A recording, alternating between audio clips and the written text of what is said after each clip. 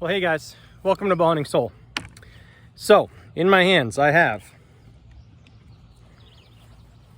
1966 Bear Grizzly. You're gonna say, wait a minute. How many videos can you do on your stupid Grizzly already? I mean, enough with that, right? Well, guess what?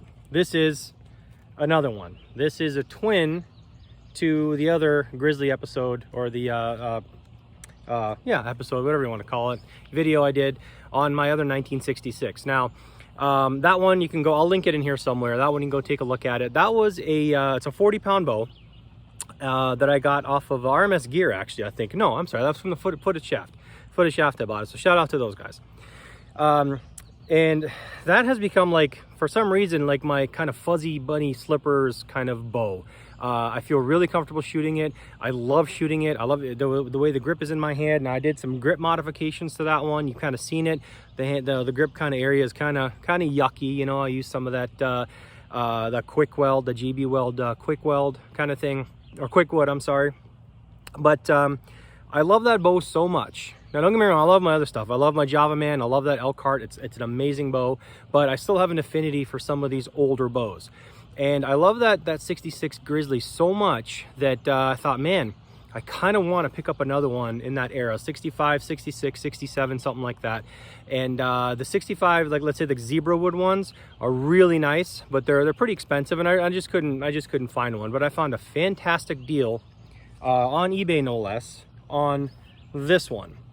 Now, that other bow, the first bow that I have, is it's marked at 45 pounds, and it's actually kind of light, 45 at 28. So it actually measures like 41 and a half pounds at my 27-inch draw is what it does. More than happy with that bow. I love that thing. But I wanted a twin. I wanted another one just in case. I mean, these are like 40, what's my math is right, 48-year-old bows, 50 or no, right? You're more than that, whatever, 1966, you do the math. So I wanted another one, so I was able to pick this one up. Now, this one is marked 52, and the way I have it, maybe with a little bit of extra, extra pull from the clicker and whatnot, this actually measures exactly 52 pounds at 27-inch. That's what I'm pulling, 57 to 22. And I'm just gonna really kind of quickly go through the setup of this bow. It didn't take very much to set this bow up. It's in fantastic condition. It had a few scratches on it, but I kind of did the 1,000 grit sandpaper and the steel wool, and then I did some Helmsman varnish on there, or spar urethane rather, on there. Okay, and it just kind of air dried it. I mean, it's still not perfect. What I also did, just like my other bow, and some of you guys may say this is heresy, and I kind of do this on my military surplus rifles too. I don't leave them 100% stock. Some I do, but I did actually mess with the grip on this one a little bit. I didn't add any of that quick wood stuff. What I did was actually I shaved this down a little bit. I sanded this down. I made it more of a flat spot, and over here I took away some of the bulbousness of the Grizzly grip. Otherwise, it's a little too thick in the hand, a little too bulbous, and it doesn't have enough of a flat spot over here. So this is almost identical now. You can feel just a little bit thicker than my other Grizzly, but it's still amazing. Again, put a bare weather rest on there. Knock height's just about, I don't know, it's about 5/8 or something like that. And boy, I tell you, I'm gonna walk you down here, since I'm taking this in one shot. I'm gonna show you, that was actually it wasn't a 15, that was a 20-yard shot on this deer target over here. And I'm gonna walk you over here and I'm gonna show you what an amazing just shooting bow this is. I'm so happy I bought this thing.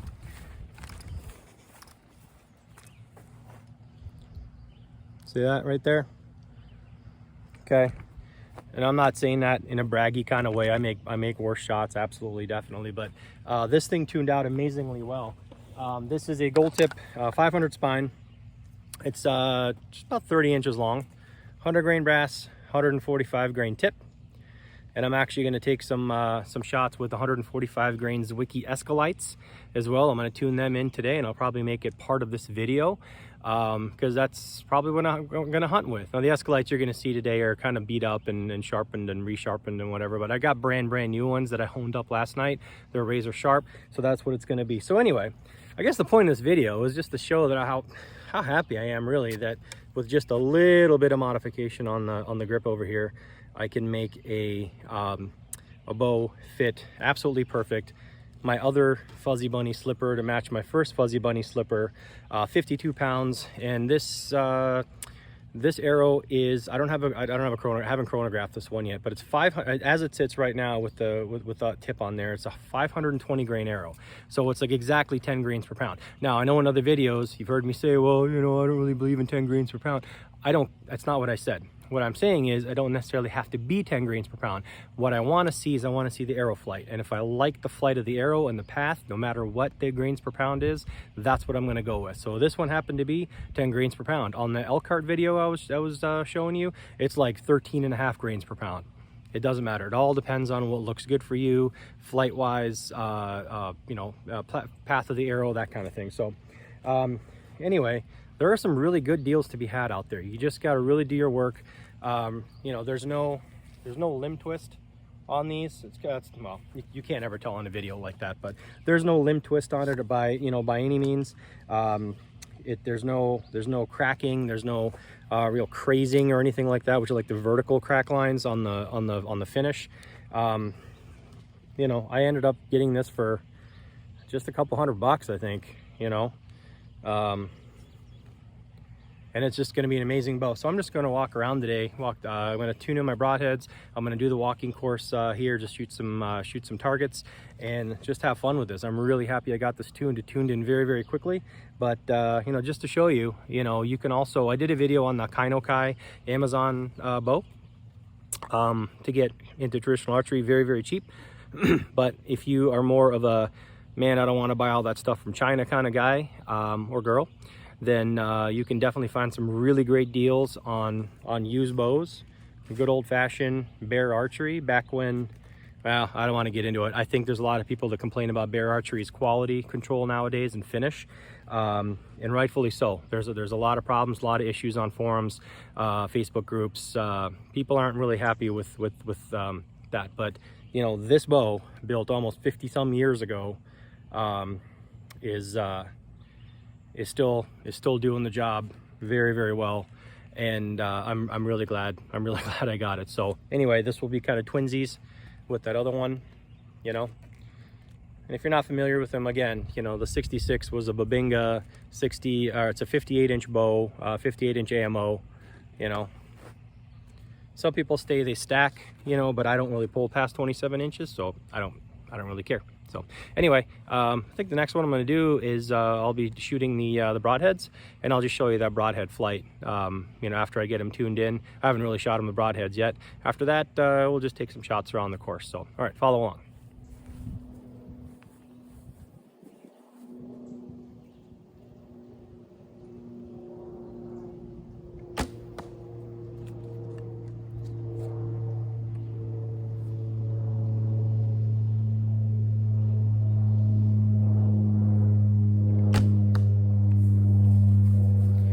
Okay, that wasn't too bad. Just a little bit to the left.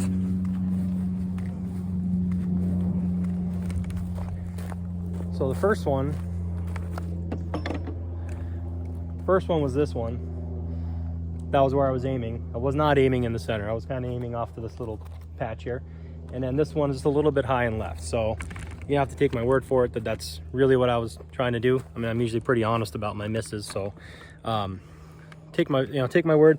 This is flying really, really well. I've been taking this, probably maybe like the 5th or 6th shot that I've taken, and it's flying really well. So it's these Zwickey Escalites. Now these have been sharpened down quite a bit, so they're not quite as wide as the normal Escalites, but like I said, it's flying so well. I'm convinced that you know, when I put the new broadheads on there and spin them and true them and all that stuff, as long as there's no wobble in them, they're gonna fly just fine. I proved, you know, that was,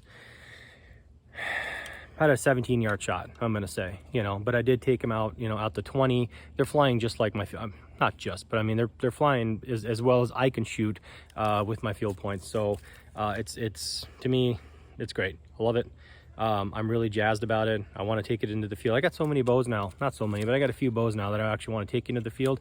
I really wish little deer would trot in front of one of each of them. I keep talking about all these bows and all the setups I have, but again, I'm still trying to get one down with traditional equipment. But the fun is in the trying, and the fun is in tuning on some of these old bows. This one didn't need a whole lot of tuning, like I said.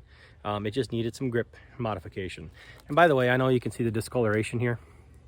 Okay, that's from when I sanded it down. I suppose I could have gone back and tried to match the stain, the original stain of the Babinga and this and that. I didn't. I'm okay. I'm okay with it like that. Okay, I know some of you guys may say, well, it ruins the look. It's my bow. I'm keeping this bow, just like I'm keeping the other one, which looks even worse in the handle and the grip area. But yeah, I'm happy with this.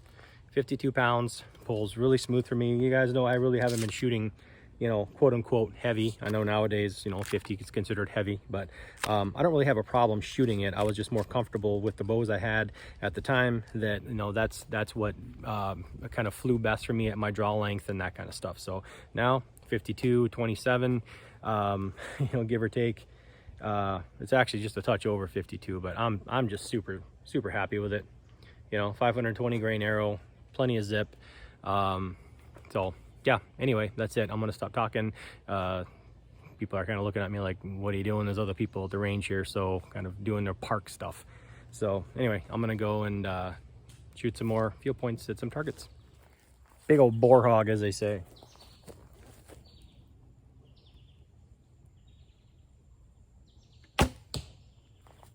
All right, that was super nice. I was aiming just right at the top of the leg there. Do that again.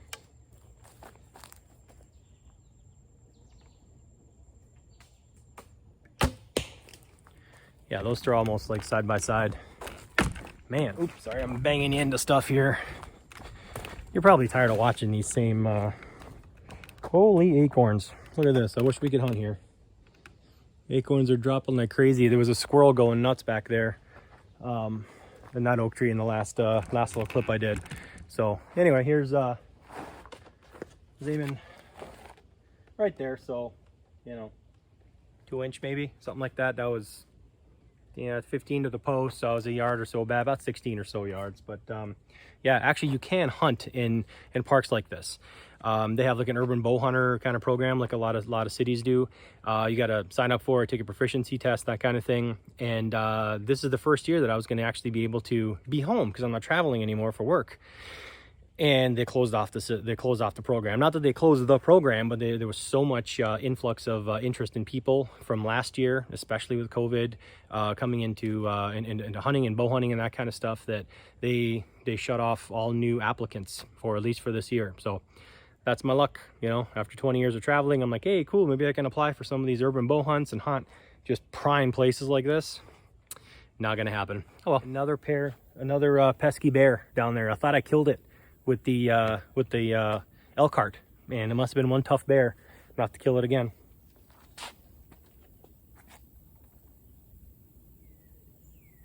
I don't know if you can see that. That's dead center of the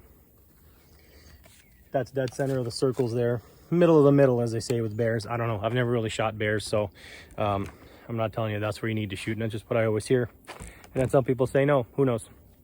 There's a turkey over there, 20 yards. I'm gonna aim for the wattle.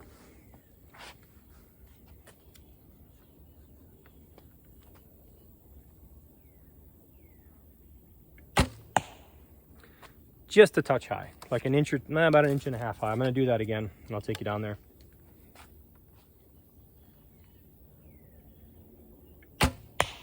Oh, that was low and left a little bit, but all right, let's go down there.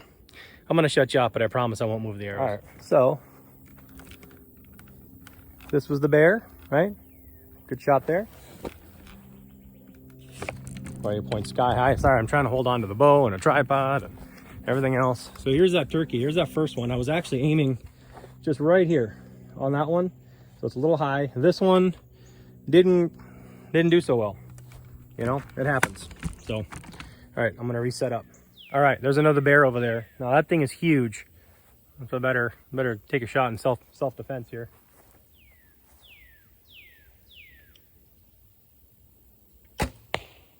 All right, that was pretty perfect. This is why my videos end up being so long, because I don't really shut you off when I'm walking around. There we go. There you go. Yep. All right. Now there's also a caribou. Caribou over there. That's the one I said was kind of like a 1/4 and 2 shot that you normally probably wouldn't take in real life, but here we go. I have no idea how long that is. It's probably, I'm going to say about 15 yards.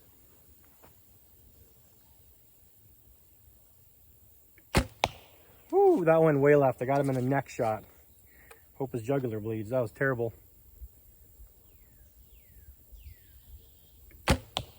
That's much better. I don't know what I did on that first one. That was terrible. Of course, it's not really a life-size caribou, obviously, and that's still well within, would have been a kill zone, but I mean, you know, got him in the neck there. That's terrible. I was aiming right here for the second one, which ended up good. All right, so there's a deer down there. It's about 25, well, from this post right here, it's 25 yards. Okay, so I'm gonna set you back at 26. Now I'm gonna stand at 25. I'm not very good at this one. This one I tend to fall apart on. So we'll see what happens. I'm gonna try my best. I think they moved the target. It used to be off to the right a little bit over here. They moved it over here. It's kind of, yeah, I can see what they did. All right, here we go.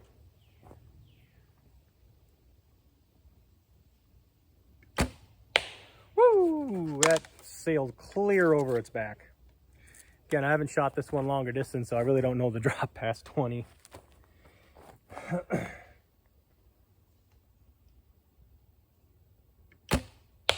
Nope, that spined him to the right.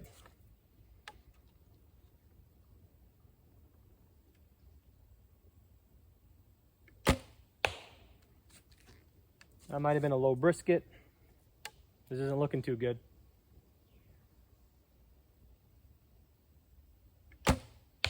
All right, that would have been a kill shot. I'm going to take it down there. You've seen those old cowboys and Indian movies, you know, where the cowboy's running around with like, you know, 5, 6, 8 different arrows sticking out its back all over the place. That's what this looks like. So this was the very first one. I mean, that's a clean, well, what the hell miss. This one, I thought I would have spined him, but it was also a miss. It was high right. This one I thought was going to be like the brisket one. Again, this is like a 1/4 size deer, but this actually went under. And this actually would have been a kill shot. I was actually aiming a little bit to the left over here. So it seems like at longer distance, at you know, past 20, closer to 25 yards, with this bow, I'm tending to shoot just a little bit to the right. I find that happens with, you know, past 20 for me with all these bows. Some I tend to shoot more to the left. Some I tend to shoot more to the right. Usually to the right.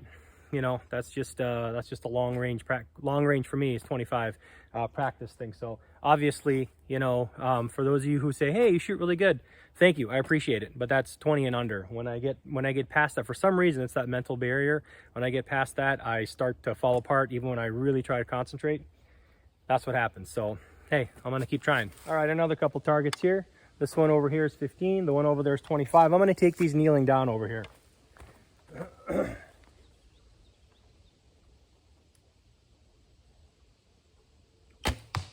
Yep, that was pretty good. That was just like an inch to the left. All right, that is a deer, 25 yards. Let's see.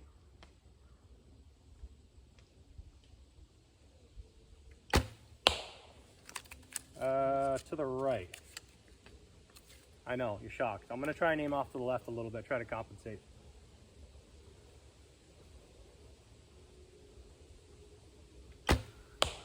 All right, that would have been a good long shot.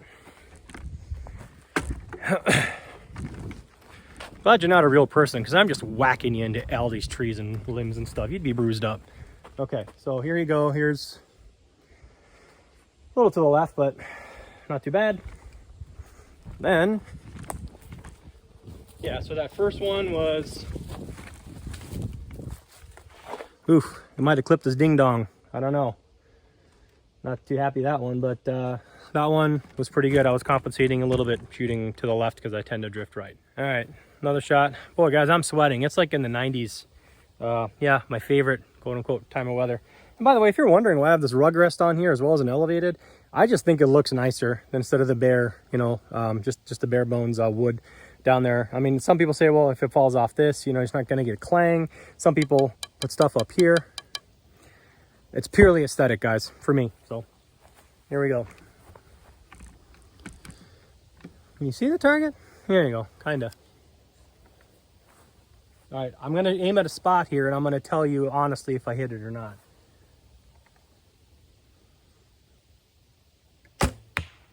Nope, a few inches left.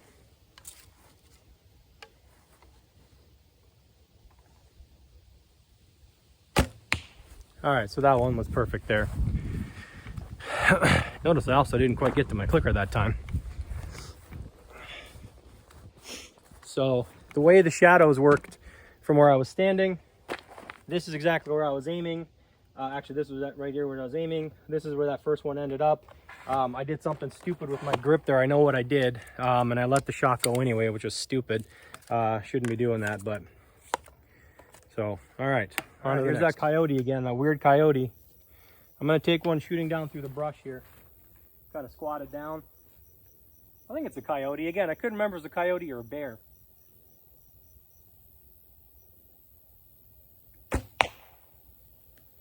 Yep, hit that right. Pretty nice where I was aiming. Sorry if you see streams of sweat coming down my face. It's kind of gross. So, nope, actually, I thought I ended up here.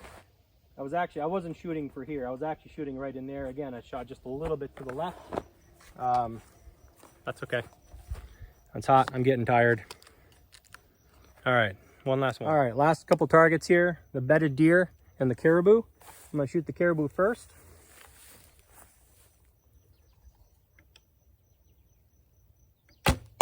Beautiful. All right, I'm gonna try for the front part of that insert, replaceable insert on the bedded deer.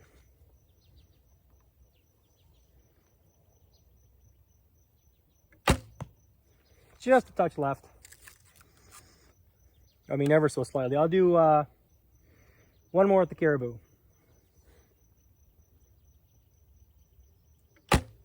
Yep, perfect. And one more at the deer. Hopefully we'll end us on a good note. Beautiful. Sweet. I did it. Hooray.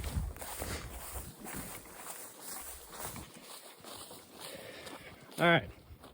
So, 2 on the caribou. Kind of right, aiming right. Oops, can you see it? There we go. Aiming right there. That second shot was actually closer. I don't know if you can see that. I can't really see with the glare in my eyes here. So this arrow here, the second one, was actually a little bit closer to where I was aiming. I was actually aiming like right where that hit. This one ended up being a little bit to the left, but so yeah, there you have it. So I am just absolutely sweating. I'm gonna be done here in a second. So yeah, old bows still kind of rock, man. They're cool. If you find one and it fits you, sorry, sweating. If you find one and it fits you, go for it. You know, shoot it. You know, if you don't know how to check one out to see if they're like stress cracks or if it's still safe to pull back or what have you, take it to someone or ask questions. Definitely do both, and you know, do it safely. Definitely replace the string. By the way, Triple T strings, Trevor Fielder, thank you. I bought 2 sets of strings from him. This one for this 52-pound bow, and I got another string for my other Grizzly, and I haven't put that one on yet. I just don't want to mess with it before, you know, it's close to hunting season and stuff. So but I do have a spare. So he makes incredible stuff. You got to shoot B55 or B50 Dacron with these older bear, actually even any bear Grizzly, unless it's a super Grizzly, but any bear, even a modern one, you can't shoot fast flight. So you can't shoot any of the faster string materials, but you know, as far as the best way that you can build a Dacron string, he does a fantastic job. So tied in nocking points. I didn't even have to tie my own, because guess what? The way I tie them, I learned how to do it on his YouTube channel of how to tie nocking points properly, and they're not going to move. So shout out to Trevor Fielder at Triple T Strings. So anyway, that's it. I'm done. I'm hot. I'm gonna go inside, get something to drink, and hang out in the air conditioning for a while. So thank you for watching. Again, sorry these are such long videos. Thank you for sticking with me if you actually watch all this stuff this long. You know, I'll leave links. I'll leave links again, like I always do. I'll leave links to a new bear grizzly. Okay, it's an Amazon link. I tell you guys this all the time. If it fits your hand, if it suits you, fantastic. Because I just like the look of the older style with the kind of like little kink in here instead of more rounded front. It's just, I'm really happy I stumbled onto one of these bows. So I think I'm done buying bear grizzlies. I wanted like the twin matching set. Didn't necessarily have to be a 66 model, but it ended up being that way, and I couldn't be happier. They're both in fantastic condition. They both shoot amazing. I'm so happy with this. So hope you find a bow that fits you, and get the practicing. Get you know, this is mid-July, late July almost, so not too much longer, and we're gonna be in the woods. So all right, that's it. Thanks for watching, and look forward to your comments. Thanks.